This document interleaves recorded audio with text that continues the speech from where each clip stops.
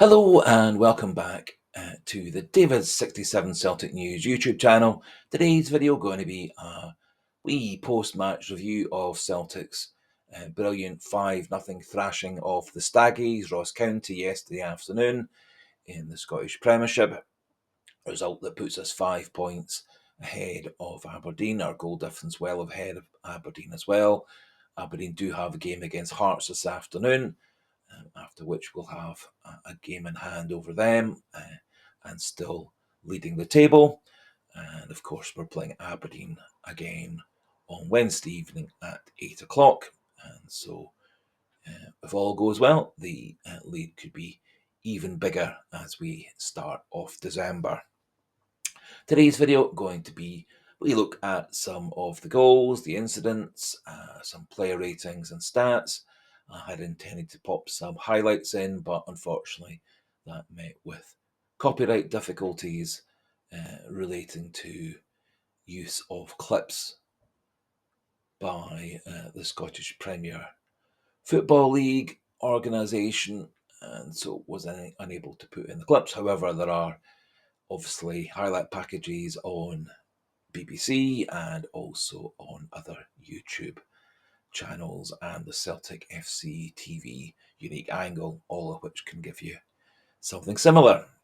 In the end, very comfortable win, 5-0 up by half time, and in second half, Celtic did keep on the front foot, did make a few changes, brought on Yang and Engels and Hatate, changed in Ralston and Taylor as well. And so not too unexpectedly, second half was a bit more disjointed and disorganised, but we did have chances in the second half to add to the score. Good news for Celtic was they got right on the front foot from the start, got very much on top of things, and got a nice early goal, lovely corner kick, and a good front post header by Liam Scales, beating the goalkeeper, clipping off the bar and into the net. Good start to the game. After just 10 minutes, then a lovely ball, to be fair, from Liam Scales over the top of the defence, 27th minute for Luke McCowan, who ran in behind. Good powerful shot from McCowan, clipped the defender and beat Laidlaw in the Ross County goal, 2-0 up. So an assist for Scales and a goal for Scales and an assist for McCowan and a goal for McCowan at that point.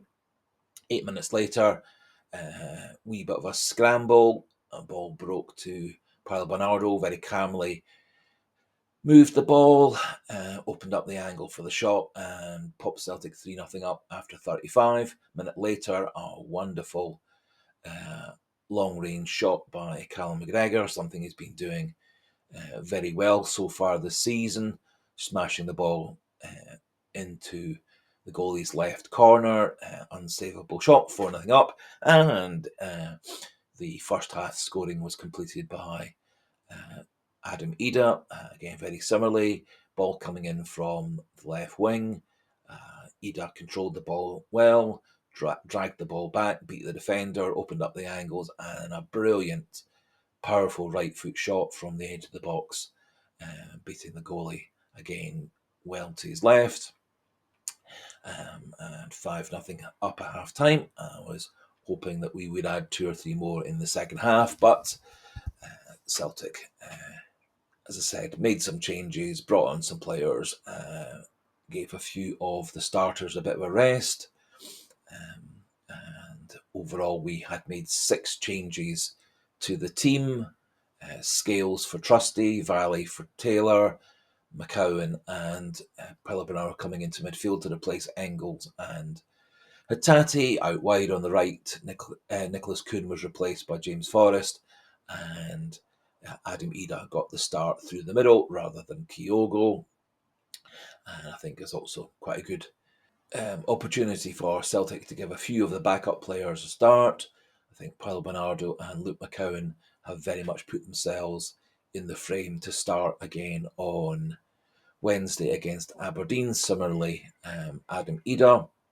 I think Valley really has to be the starter from now on at left back. I would expect both Trusty and Kuhn, whoever will come back in to their positions. I think both of them have established themselves as first choice in those positions now. Moving on to the stats for the game, Celtic had 76 to 24 for possession. Shots were 25 to 2, which is quite a remarkable stat in professional football. Shots on target were 9 to 1 in favour of Celtic. 4 off targets by Celtic, 1 by Ross County. Quite a remarkable 12 shots of Celtics were blocked by Ross County. Shows quite frantic, well organised defence there. No Ross County shots were blocked. 40 to 7 in favour of Celtic for touches in box. Again, shows their total dominance of the game.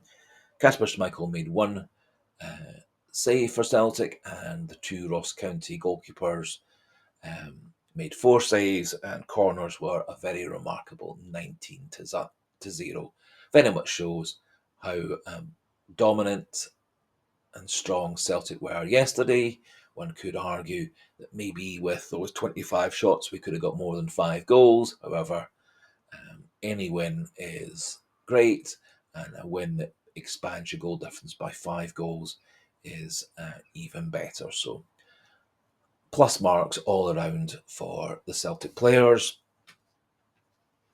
Looking at my own personal ratings for the players, Kasper Schmeichel got 6.5, mostly because he had next to nothing to do, one pretty simple save to make, recycled the ball, a bit of shouting at the defence to get things organised, and otherwise could have sat in a deck chair for much of the game watching his teammates playing in front of him. So 6.5 for Kasper Schmeichel, given 7 for Alistair Johnston, Cameron Carter-Vickers and Alex Valley. I think they all defended very well, pushed themselves forward into midfield. When called upon, I think Alex Valley showed how much better he is as a defender than Greg Taylor. I think his extra height, extra bulk, extra strength, all are massive factors that should mean he starts from now on and Taylor is on the bench or kept as a backup only. I've given 8 to Liam Scales. Again, much like the other defenders, didn't have a lot of defending to do. However, he did look nice and calm, and lovely ball over the top to create the McCowan goal. Nice front post header to give us the lead. And so 8 for Liam Scales. Given 8 for both Paolo Bernardo and Cal McGregor. I thought they were both excellent in midfield. There is an argument that for Paolo Bernardo to get more than that. He was involved in 4 created chances and had 3 shots and scored 1 goal. And I was actually very impressed with what of an all-round 90-minute performance Bernardo gave for us in midfield. Luke McCowan, obviously, man of the match, 9.5 out of 10. Created 3 goals, scored 1 goal. Did feel he slightly went off the boil in the second half.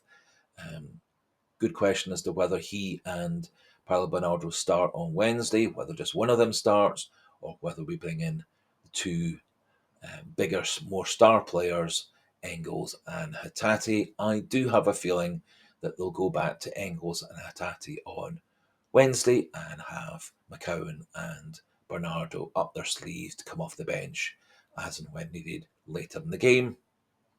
However, very well done to Luke McCowan.